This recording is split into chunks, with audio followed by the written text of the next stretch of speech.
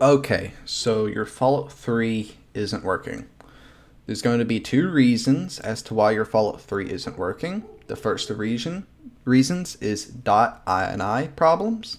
The second of reasons is Games for Windows Live is no longer supported. It has been supported for a while. Okay, so we're going to have to figure out the .ini problem, and we're going to have to figure out how to bypass the Games for Windows Live thingy. So we're going to have to disable it. So there's two solutions. So we're going to have to, I'm going to show you a look at Fallout 4.inis, and then I'm going to compare it to Fallout 3.inis. So go ahead and open up your files. You're going to go to your documents. You're going to go to my games. As you can see, this is where some of your games are going to be at. I have Fallout 3, Fallout 4, and Fallout New Vegas. So as an example, we'll open up Fallout 4, and you can see all the .inis right here. You see all these .inis? These are all in the actual directory for your Fallout 4 game, and they're also in this PC documents, my games, Fallout 4. You can see all these .inis, and you can see this Fallout 4, baked, base, custom, etc. Prefs, more prefs. Yeah, that's irrelevant. But whenever you open up this PC documents, my games, Fallout 3, you'll actually only see like one or two .inis, and you'll see your saves. Here's your save. And then like Steam, I guess they have a cloud. That's irrelevant, but you see your inis. This is a huge problem if you only have two inis, because actually all your .ini files need to be in here. So leave this open. Go ahead and open up another file explorer. Alright, we're going to scroll down, go to your drive. Mine's located on my Samsung SSD drive D. I'm going to open it. I'm going to scroll down and go to Steam. Right here. Do you see that? Steam Apps. Common. I'm going to go to Fallout 3, Game of the Year Edition. And then I'm going to scroll down here. Now, there is one or two tutorials on the internet where you can see all your .ddls, your MHDs, your ICOs, HTMs, EXEs, etc. Alright, so, but we need our inis. Now, you should be able to see your inis. 90% of the people should be able to see them. Alright, so now we're going to go okay, excuse me. So I'm going to show you. So you're going to see that, and you're going to come up to the search bar here. You can go .ini, and then we're going to press enter.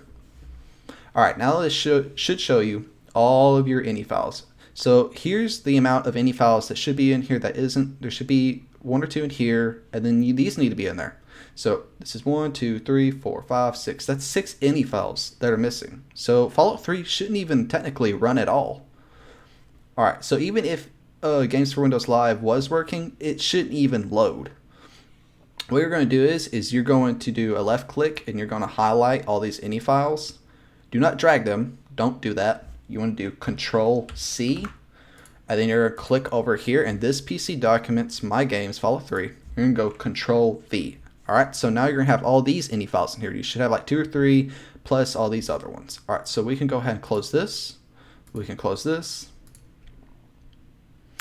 Alright, so I'm going to put in my description and likely in the comments a link to a mod that you need to disable the Games for Windows Live, etc. Alright, so I'm going to go to my history. I'm going to open it. Alright, so close that. Excuse me on there. Okay, so this is what you should see. You're going to see Games for Windows Live Disabler. Alright, and you'll see that it's just the author, just some credit by Quasi. And it does work. The reason why it doesn't work is because, not because of you, but because of Bethesda or whoever made Fallout 3. Alright, so we're going to come over here, and we're going to see the files and whatnot, and we're going to have to do a manual download. Now, you can either download right here, or you can do right here. Do not use Vortex, and do not use a mod manager. It will not work because the way Vortex and mod managers work. So you're going to go ahead and do a manual here or manual here. So I'm going to do a manual right here, and you need an account. Accounts are free. Now, whenever you make a free account, you only get a download speed of 2 megabytes. Alright, so we're going to do the slow download. Alright, this is going to show this or whatever. Alright, and you should see that download. Now, I'm going to go ahead and give you a tip. Now, if this doesn't work, you can click here. That's going to download it. Now, if that doesn't work for you, which I've seen a complaint for before, you're actually going to left click on click here. Do you see that little box there? You're actually going to take this and drag it up here into the tabs area. And that should force it to download. Alright, so now that I've done download it 3 times for you. Alright, now you're going to open up your File Explorer. You're going to open up another File Explorer. You're going to move that over and go to your downloads. I'll go ahead and delete these extra ones I downloaded. I'm going to delete that. Now, you should have one right here. You should just have one download. Alright, just one download. Now, you're going to need 7-zip or some sort of an extractor. You're going to go into right click. You're going to click extract all. And now you may want to create a file for where it's extracted to. That's up to you. For me, I don't really care, so extract. Alright, now after that happens, you can close the download file. Ignore that.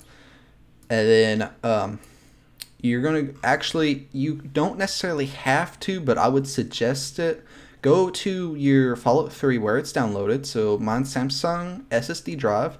I'm going to go to Steam, Steam Apps, Common, Fallout 3 Game of the Year Edition.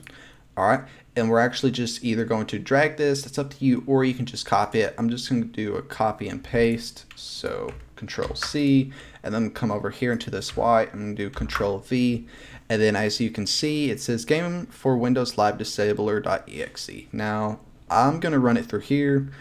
So I'm going to close this. Now, you can go through this Chrome thing and read about it. That's irrelevant because it should just work. Now, it shouldn't work for you if you didn't do the .ini. It'll say, whenever you open it, it'll say blah, blah, blah. It doesn't work. Now, whenever you open it, you'll say yes. Alright, you'll see this.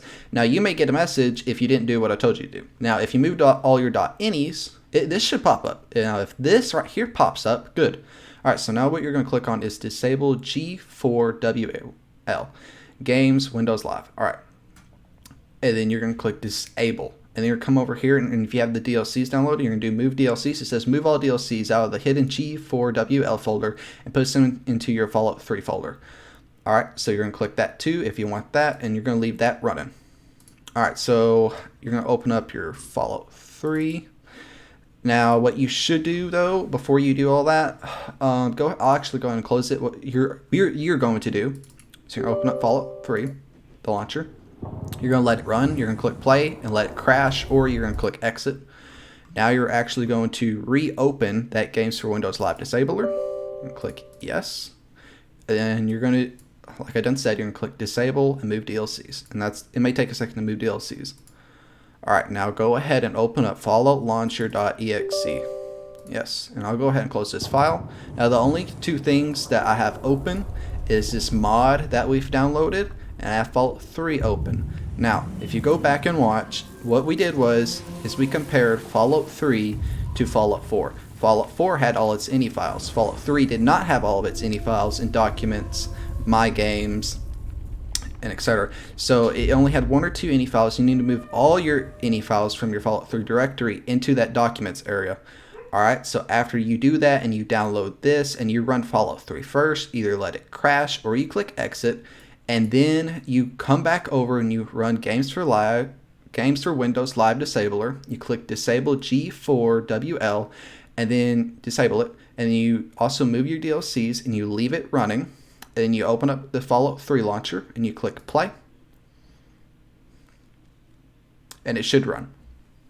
Now you may have to edit what your screen resolution is. Mine's 19 something, so yeah. And then that's all your settings, blah, blah, blah, and you can do a new game and all that, and your saves will be above where them ini files were. And apparently there's also an auto cloud. Anyways, so I should quit, yeah. So that's how you get Fallout 3 to work in 2021. It is not hard. For some reason, there was some imbecile who did not make it the correct way to where your ini files go in there, or maybe it's just the game and it's a glitch. I don't know.